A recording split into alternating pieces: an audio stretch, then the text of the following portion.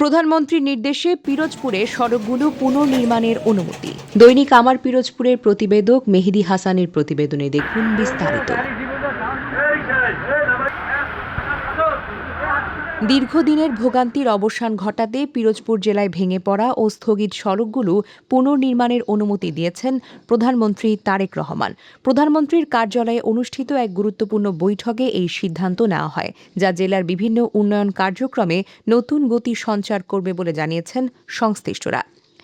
জানা গেছে, স্থানীয় সরকার প্রকৌশল অধিদপ্তরের অধীনে নেওয়া একাধিক সড়ক উন্নয়ন প্রকল্প বিগত সরকারের সময় দুর্নীতি ও অনিয়মের কারণে বন্ধ হয়ে যায়। 11টি প্রকল্পের মধ্যে 8টি দীর্ঘদিন ধরে স্থগিত থাকায় জেলার প্রায় 12 লাখ মানুষ চরমভাবে দুর্ভোগে পড়েন। ব্রিজ দরকার, কিন্তু এত উঁচু দরকার কি? কারণ আমাদের এই ছোট খাল দিক দিয়ে তো অনেক বেশি বড় টলার বা এরকম কিছু যায় না। এইভাবে রাইটকে কন্ট্রাক্টর ফালাই চলে গেছে, কিন্তু এখন দুর্ভোগে পড়ছি আমরা সাধারণ মানুষ। ব্রিজের সাথে রাস্তা ছিল, রাস্তা আর ব্রিজের এই ঢালটা যদি করে দেওয়া হয় তাহলে তো আমাদের জন্য ভালো হয়, চলাফেরার জন্য ভালো হয়, পার্শ্ববর্তী এলাকার সাথেও যোগাযোগ ভালো হয়। আমরা শুনেছি যে তারেক রহমান নতুন রাস্তাঘাটের উন্নয়ন করার জন্য আমাদেরকে সুখবর দিয়েছেন। এজন্য আমরা প্রধানমন্ত্রী তারেক রহমানকে ধন্যবাদ জানাই। যোগাযোগ ব্যবস্থা ভেঙে পড়ায় দৈনন্দিন জীবনযাত্রা ব্যাহত হয় এবং অর্থনৈতিক কার্যক্রমেও নেতিবাচক প্রভাব পড়ে। এ প্রেক্ষাপটে পিরোজপুর 1 আসনের সংসদ সদস্য মাসুদ সাইদি বিষয়টি গুরুত্বের সঙ্গে প্রধানমন্ত্রীর কাছে তুলে ধরেন।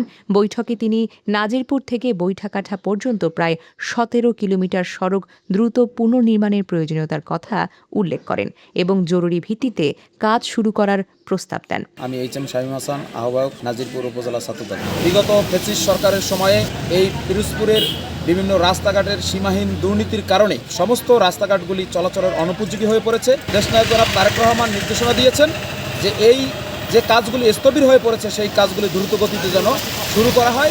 এজন্য আমার প্রাণের সংগঠন বাংলাদেশ জাতীয়তাবাদী ছাত্রদল নাজিরপুর উপজেলা শাখার পক্ষ থেকে পিরোজপুর সকল জনগণের পক্ষ থেকে তাকে ধন্যবাদ জ্ঞাপন করছি। আমি খাদিজা বেগম, মহিলা দলের যুগ্ম আহ্বায়ক। আমাদের প্রধানমন্ত্রী তারেক জিয়া যে ঘোষণাটা দেশে রাস্তাঘাটের জন্য, আমরা তার উপর আমরা খুব সন্তুষ্ট এবং খুশি।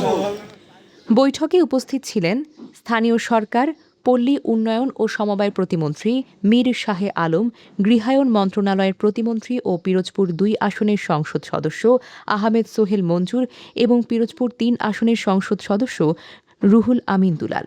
প্রধানমন্ত্রী বৈঠকে সমস্যাগুলো মনোযোগ দিয়ে শোনেন এবং সংশ্লিষ্ট প্রকল্পগুলো দ্রুত পুনরায় চালু করবার নির্দেশ দেন।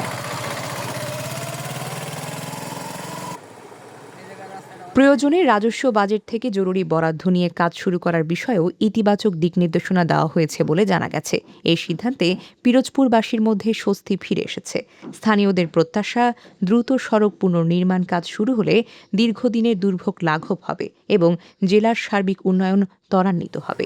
এলজিইডি পিরোজপুরের আওতায় নির্বাচিত সাবেক সংসদ সদস্য প্রায় 1000 কোটি টাকার বেশি আত্মসাৎ করেছেন। এই বিষয়টি আমরা প্রাথমিক অনুসন্ধান করে 8টি পৃথক মামলা দায়ের করি এবং মামলাগুলি বর্তমানে তদন্ত শেষ পর্যায়ে আছে। আমরা শীঘ্রই এই বিষয়ে বিজ্ঞ আদালতে চার্জশিট দাখিল করব। মাননীয় প্রধানমন্ত্রীর দপ্তরে একটা সভা অনুষ্ঠিত হয়েছে এবং সভায় সিদ্ধান্ত হয়েছে যে দুর্নীতির কারণে উন্নয়নমূলক কাজ বন্ধ থাকবে না, খুব অতি সম্প্রতি এই কাজগুলো চালু হবে। এতে পিরোজপুরবাসীর দুর্ভোগ লাঘব হবে বলে আমি মনে করি।